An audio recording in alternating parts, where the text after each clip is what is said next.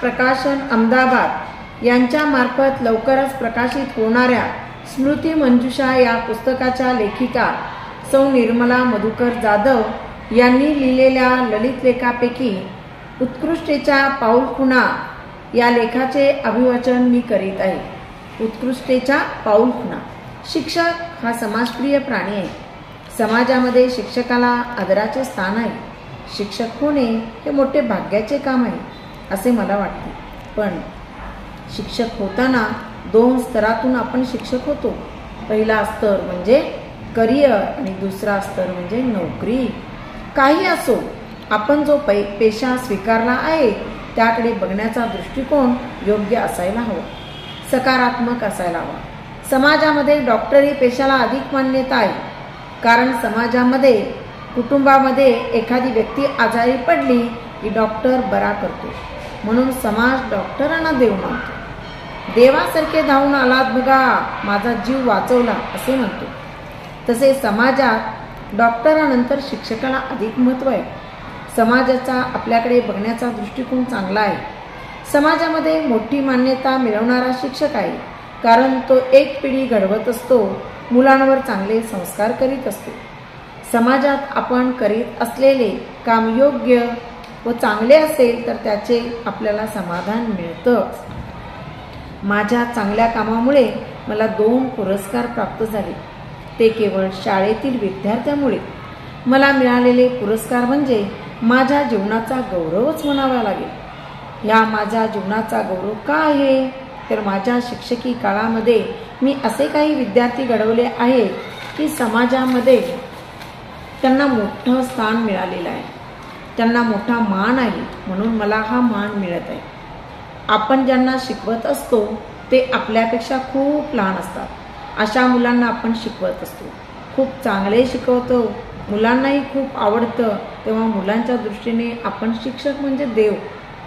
माझ्या शैक्षणिक वाटचालीमध्ये मी घडवलेल्या विद्यार्थिनींचा अनुभव आता सांगत आहे. नृत्यचंद्रिका संयोगिता पाटील.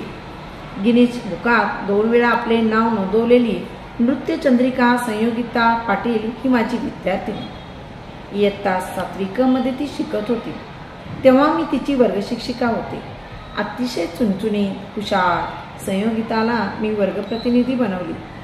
ती आज मोठी कलाकार आहे. 2100 कलाकारांना एकत्र घेऊन भरतनाट्यमचा विक्रम तिने केला. 573 नृत्यांगनांनी मिळून लावणी मानवंदना सादर केली. या दोन्हीची नोंद गिनीज वर्ल्ड रेकॉर्डमध्ये झाली आहे.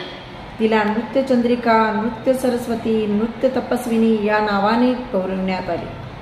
ती म्हणते की माझ्या या भरतनाट्यमामुळे मला वेगळी ओळख मिळाली. तसेच मी प्रथम नृत्य शिकत होते, कार्यक्रम करीत होते, पण आता भरतनाट्यमाचा प्रसार करण्याचे ध्येय माझे पूर्ण झाले आहे. जिने अखंड 66 तास भरतनाट्यम विक्रम केला ती संयोगिता कोल्हापुरातील टिंबलाईवाडी प्रियदर्शनी कॉलनी येथे राहत होती. तिचा आवाज मधुर असल्याने गायन कला सुद्धा ती शिकवली आहे. घडवलेल्या संयोगिताला आज मोठे स्थान प्राप्त झाले. मराठी कलाकार श्वेता मोकाशी कुलकर्णी. अतिशय उत्तम आणि गुणी अभिनेत्री. कोल्हापूरची श्वेता मोकाशी कुलकर्णी सध्या कलर्स वाहिनीवरील जीव माझा गुंतला या मालिकेतील सीमा मामी हे प्रसिद्ध पात्र साकारत आहे. बाल कवयित्री ईशा इनामदार. ईशाने जेव्हा इयत्ता 5वीत प्रवेश घेतला तेव्हा ती शाळेत यायला घाबरायची, सारखी रडायची. तिची मम्मी शहाजी लॉ कॉलेज येथे प्राध्यापिका होत्या. त्या तिला शाळेत सोडायच्या, निघून जायच्या. त्या सोडून गेल्या की ईशा सतत रडत बसायची, वर्गात यायचीच नाही. हे मला जेव्हा लक्षात आले तेव्हा मी एक दिवस तिच्याकडे गेले, तिची समजूत काढली, वर्गात तिला घेऊन आले. वर्गातील मुलींनाही मी ओरडले, हे पहा मुलींनो, ईशाला कोणीही काही बोलायचं नाही. ईशा खूप हुशार आहे. त्या दिवशी ती वर्गातच बसली, चित्रे काढू लागली. चित्रे झाल्यावर मला तिने दाखविले. वा, छान काढले असं म्हणत सर्व वर्गात तिचे चित्र दाखवले व तिचे अभिनंदन केले. मुलींना करायलाही टाळ्यांनी स्वागत करायला सांगितले. त्या दिवशी ईशा खूप खुश झाली. दुसऱ्या दिवशी तिने एक कविता लिहिली.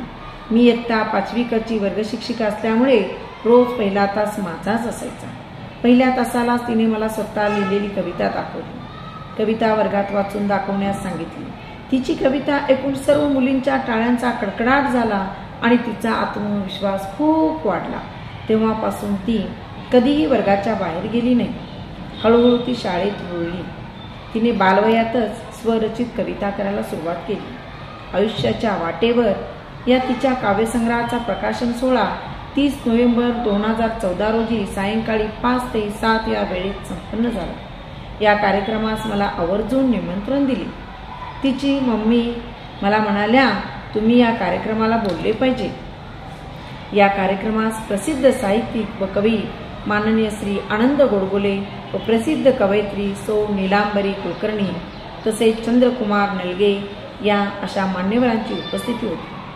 आमच्या उषाराजे हायस्कूलमध्ये ईशाने इयत्ता 5वीत प्रवेश घेतल्यानंतर शाळेत कशी रुळली, तिला कवितेचा छंद कसा लागला याविषयी मला बोलण्याची अनमोल संधी मिळाली. अशी माझ्या शिक्षण प्रवाहातून माझ्या हातून घडलेली माझी विद्यार्थिनी ईशा इनामदार हिचा मला सार्थ अभिमान वाटतो. रयत शिक्षण संस्थेत कार्यरत असणारी उपक्रमशील शिक्षिका सौ नीलम महाजन शेट्टी. नीलमने जेव्हा इयत्ता 5वीत प्रवेश घेतला तेव्हा ती खूप घाबरलेली होती. तिने शाळा सुरू झाल्यानंतर थोड्या वेळाने प्रवेश घेतला असल्याने तिचा बराच स्वाध्याय अपुरा होता. तिचा तो नरबसलेला चेहरा पाहून मी मात्र तिच्या मनात काय चालले आहे हे ओळखले. तिला जवळ बोलवून घेतले, तिची विचारपूस केली. तेव्हा ती मला म्हणाली, मी वर्गशिक्षिका होते. इतिहासाचा तास तिचा स्वाध्याय झाला नव्हता. मी तिला समजावून सांगितले स्वाध्याय कसा वेळेत सोडवायचा. तेव्हा तिच्या चेहऱ्यावरचा ताण थोडा कमी झाला. नियमित अभ्यास केल्यास गोंधळल्यासारखे होणार नाही हे तिच्याही लक्षात आले आणि ते वेळेवर अभ्यास करू लागले. रयत शिक्षण संस्थेत शिक्षिका पदावर सेवेत असणाऱ्या नीलमने अनेक उपक्रम शाळेत राबविले. गाणे मनातले या FM केंद्रावर प्रसारित होणाऱ्या कार्यक्रमात तिने उषाराजे हायस्कूल कोल्हापूरमधील माझ्या शालेय जीवनातील आठवणी याविषयी खूप छान मनोगत व्यक्त केले. अशा तऱ्हेने या शाळेत घडलेल्या अनेक विद्यार्थिनी वेगवेगळ्या क्षेत्रात वेगवेगळ्या पदावर कार्यरत आहेत. समाजात त्यांना मोठा मान सन्मान मिळत आहे.